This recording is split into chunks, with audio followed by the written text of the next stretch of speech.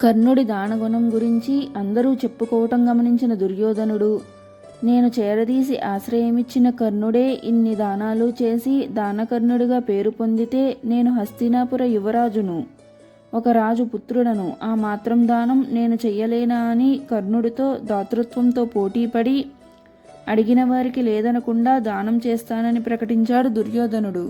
ఆ ప్రకటన విన్న ఓ మునీశ్వరుడు దుర్యోధనుని వద్దకు వచ్చి, రాజా, నేను ఓ యజ్ఞం చేయ తలపెట్టాను, దానికి చాలా కట్టెలు అవసరం, మీరు దానం ఇవ్వగలరని ఇలా వచ్చాను అనగా, దుర్యోధనుడు సరే అని తమకు కావలసినన్ని కట్టెలు తీసుకువెళ్ళమని అనగా, అప్పుడు ఆ ముని, రాజా, ఇప్పుడు కాదు, నేను యజ్ఞం ప్రారంభించే ముందు వచ్చి తీసుకువెళ్తానన్నాడు.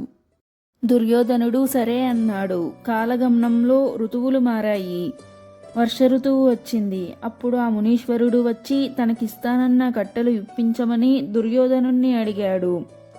అప్పుడు దుర్యోధనుడు, స్వామి, నేనిస్తానన్నప్పుడు తమరు తీసుకువెళ్ళలేదు, మరి ఇప్పుడేమో వర్షాకాలం, ఈ సమయంలో మీకు కావలసినన్ని ఎండుకట్టెలు లభించడం కష్టం కదా, మీరు మరోసారి వచ్చి తీసుకువెళ్ళండి అనడంతో ఆ మునీశ్వరుడు సరే అని కర్ణుని వద్దకు వెళ్ళి తన అవసరాన్ని చెప్పాడు.